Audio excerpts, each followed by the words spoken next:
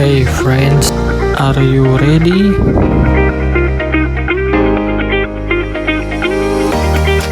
Welcome to my channel.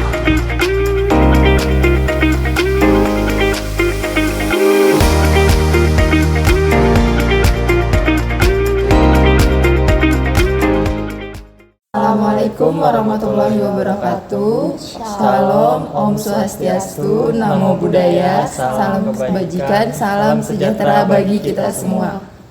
Kami dari kelompok 14 izinkan memperkenalkan diri dengan saya Arif Yuniawansyah dengan NPM 202145012117. Perkenalkan, saya Lulu Nastiana dengan nomor NPM 2023 14500017. Perkenalkan, saya Rahmawati Puspitasari dengan NPM 202314400051. Dalam kesempatan ini kami akan menyampaikan materi mata kuliah Manajemen Sumber Daya Manusia dengan dosen pengampu Ibu Mima Nisma.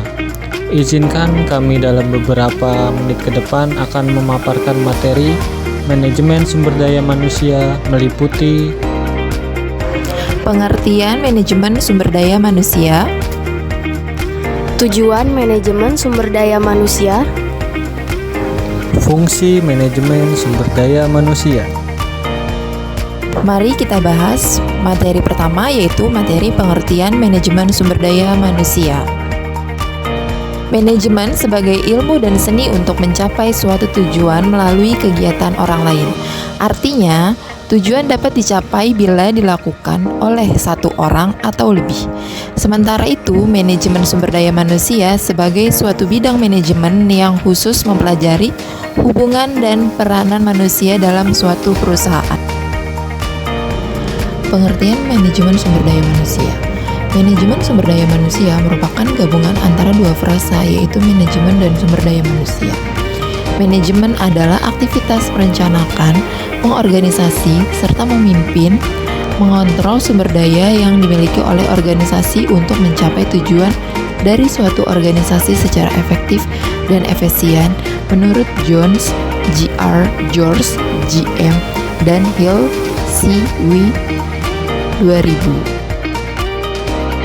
Menurut Kamus Besar Bahasa Indonesia atau KBBI, sumber daya manusia adalah potensi manusia yang dapat dikembangkan untuk proses produksi. Dengan begitu, pengertian secara harfiah dari manajemen sumber daya manusia adalah suatu kegiatan untuk merencanakan, mengorganisasi, memimpin, serta mengontrol sumber potensi manusia untuk mencapai tujuan organisasi. Menurut Dessler G. 2000, sumber daya manusia adalah suatu proses untuk memperoleh, melatih, menilai, memberikan kompensasi, dan mengorganisasikan hubungan relasi, kesehatan, dan keselamatan, serta isu keadilan yang dimiliki oleh pekerja dalam organisasi. Manajemen memiliki suatu konsep, yaitu yang dinamakan proses manajemen. Proses manajemen terdiri atas planning, organizing, staffing, leading, dan controlling. Untuk materi selanjutnya adalah tujuan manajemen sumber daya manusia. Tujuan utama manajemen sumber daya manusia adalah menjamin sumber daya manusia di perusahaan mempunyai kompetensi yang cukup untuk berkontribusi mencapai tujuan. Manajemen sumber daya manusia membuat pengelolaan sumber daya manusia bisa lebih efektif dan efisien. Menurut Barry Casway, penulis buku Human Resource Management, 1. Membuat kebijakan dan pertimbangan. Tujuan manajemen adalah untuk membuat sebuah perusahaan memiliki motivasi kerja tinggi, maka dibutuhkan suatu kebijakan di mana memberi pertimbangan yang kemudian diputuskan oleh pihak manajer. 2. Membantu perusahaan mencapai tujuan. Maka dari itu, diharapkan kepada sumber daya manusia tersebut dapat membantu perusahaan untuk mencapai target perusahaan. 3. Memberikan dukungan. Maka dari itu, diharapkan kepada sumber daya manusia tersebut untuk selalu memberikan dukungan penuh terhadap kebijakan dan peraturan perusahaan. 4. Menyelesaikan masalah. Maka dari itu diharapkan kepada sumber daya manusia tersebut untuk dapat menyelesaikan masalah dengan sebaik-baiknya tanpa harus membuat jelek nama perusahaan. 5. Media komunikasi terbaik. Maka dari itu diharapkan kepada sumber daya manusia dapat melakukan media komunikasi dengan baik antara rekan kerja maupun atasan. Lalu materi yang terakhir, mari kita bahas fungsi manajemen sumber daya manusia. Manajemen sumber daya manusia terbagi menjadi 9 fungsi antara lain. Yang pertama ada staffing, kedua evaluasi, ketiga penggantian dan kepuasan, keempat pelatihan dan penasehat, kelima membangun relasi, keenam menciptakan kondisi aman dan sehat, ketujuh pengintegrasian, ke-8 ada pemeliharaan, dan yang terakhir ada pemberhentian. Selanjutnya mari kita bahas lebih jelas mengenai fungsi-fungsi tersebut. Fungsi manajemen sumber daya manusia yang pertama adalah staffing atau mengatur keanggotaan. Fungsi staffing meliputi ada 3 kegiatan penting yang termasuk yaitu perencanaan, penarikan, juga proses seleksi. Selanjutnya, fungsi evaluasi. Sebuah manajemen sumber daya manusia memiliki fungsi untuk melakukan evaluasi kinerja dari sumber daya manusia yang ada dalam sebuah perusahaan. Fungsi ini dapat meliputi penilaian dan evaluasi terkait kinerja yang diberikan selama periode tertentu. Biasanya, manajemen sumber daya manusia akan memberikan pelatihan terhadap para karyawan dan memastikan para karyawan mendapat evaluasi atau penilaian terhadap performance mereka dari seluruh bagian perusahaan atau pihak-pihak terkait. Selain terhadap karyawan biasa, manajemen juga harus melatih para manajer untuk membuat standar kinerja yang dinilai baik dan membuat sebuah penilaian dengan akurat. Masuk ke fungsi berikutnya yaitu penggantian atau kepuasan, atau juga dapat kita ucap sebagai reward. Fungsi manajemen sumber daya manusia ini berurusan dengan penggantian akan kinerja yang telah dilakukan oleh para sumber daya manusia, di mana berhubungan juga dengan kepuasan yang diterima perusahaan. Departemen sumber daya manusia memiliki kewajiban membuat struktur gaji yang baik, sementara pihak manajer memiliki bertugas melakukan pemberian gaji. Keduanya harus memiliki koordinasi yang baik agar pemberian kompensasi sesuai dengan keputusan bersama dan undang-undang yang berlaku. Selanjutnya, ada pelatihan dan penasehat. Karena berhubungan langsung dengan kualitas sumber daya manusia, fungsi manajemen sumber daya manusia juga penting adalah pelatihan dan pengembangan. Departemen sumber daya manusia bertanggung jawab untuk membantu pihak manajer dalam membuat program-program pelatihan bagi tiap lapisan karyawan agar menghasilkan kinerja yang lebih berkualitas. Selanjutnya ada membangun relasi. Pada dasarnya, kita dapat menyimpulkan fungsi yang satu ini bahwa departemen sebagai manajemen sumber daya manusia merupakan ikatan antara sumber daya manusia, yaitu karyawan dengan pihak serikat sumber daya manusia atau serikat pekerja. Yang keenam ada pengintegrasian relasi. Pengintegrasian merupakan aktivitas untuk menyatukan antara kepentingan perusahaan dengan kebutuhan para karyawan. Sehingga jika pengintegrasian ini berjalan dengan baik, tentu kerjasama akan lebih menguntungkan lagi untuk kedua pihak, manusia yaitu karyawan dengan pihak serikat sumber daya manusia atau serikat pekerja. Yang ketujuh ada fungsi pemeliharaan, yaitu aktivitas untuk memelihara atau bahkan meningkatkan kondisi mental, fisik, dan loyalitas pekerja supaya tercipta adanya kerjasama yang panjang. Fungsi sumber daya manusia yang selanjutnya adalah menciptakan kondisi yang aman dan sehat. Aman dan sehat maksudnya menghindari hal-hal yang tidak diinginkan dan beresiko seperti kecelakaan yang dialami pekerja. Fungsi yang terakhir adalah pemberhentian. Pemberhentian atau pemutusan hubungan kerja atau biasa disebut PHK merupakan pengakhiran hubungan kerja perusahaan dengan tenaga kerja yang biasanya disebabkan oleh suatu hal yang menyebabkan hak dan kewajiban antar perusahaan dengan karyawan berakhir, atau bahkan meningkatkan kondisi mental, fisik, dan loyalitas pekerja supaya tercipta adanya kerjasama yang panjang. Selanjutnya, mari kita saksikan video berikut ini. Hai, selamat pagi, selamat datang di video kita pagi ini, hari ini. Teman-teman, hari ini saya ingin sharing satu hal yang sangat-sangat menarik, yaitu tentang 5 disfungsi yang terjadi ketika Anda membangun sebuah tim.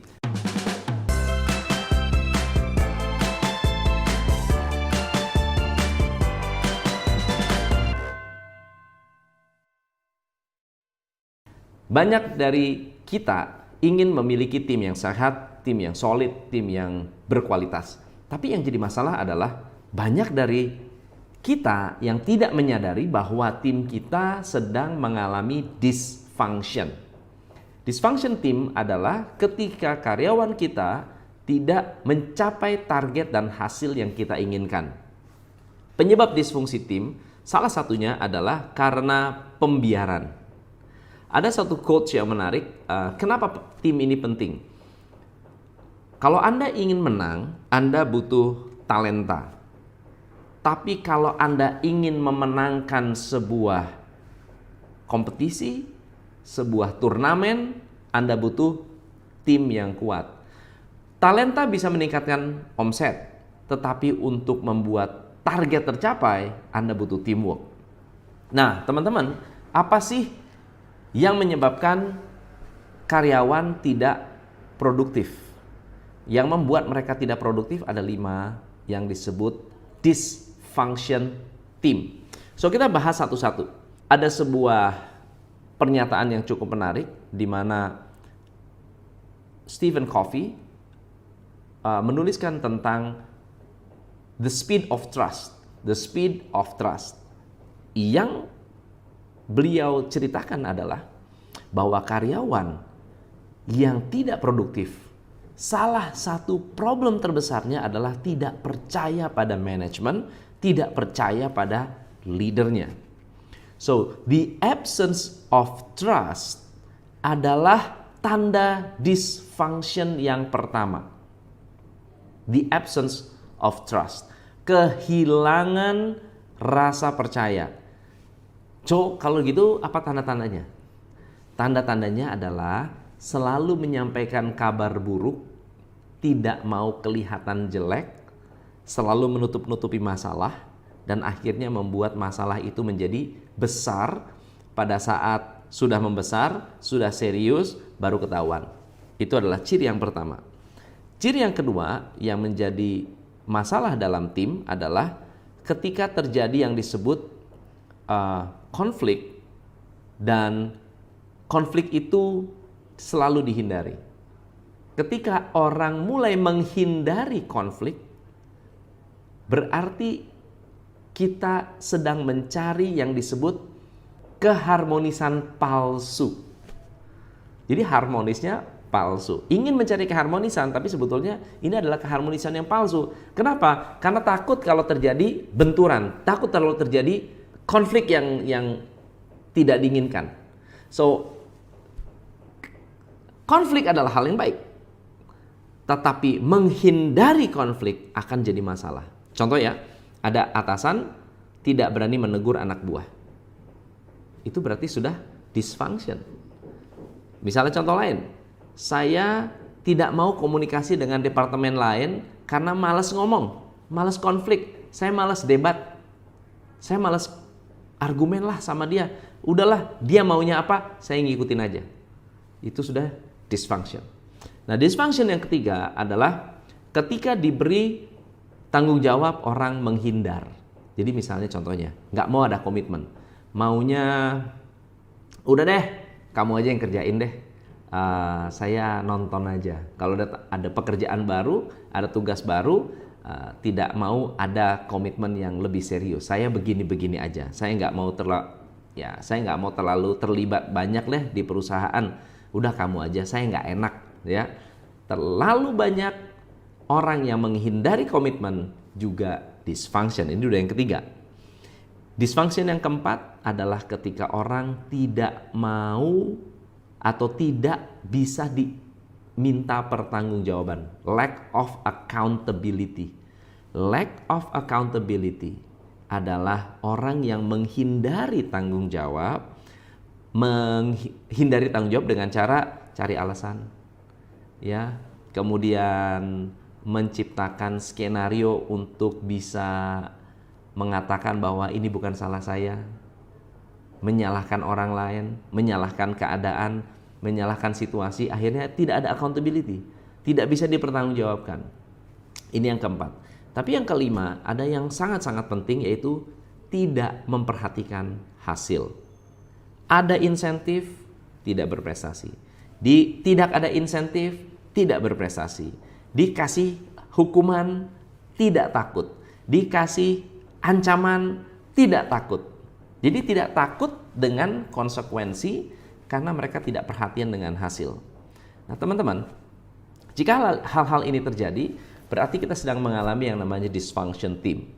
Next video saya akan membahas mengenai target Anda sebagai leader. Anda harus memiliki tim yang berkualitas. Tetapi tim yang berkualitas itu seperti apa? Apa yang bisa Anda lakukan untuk menciptakan tim yang berkualitas?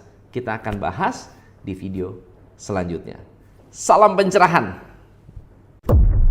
Hanya di Top Coach Indonesia, bisnis pasti maju. Thank you for watching.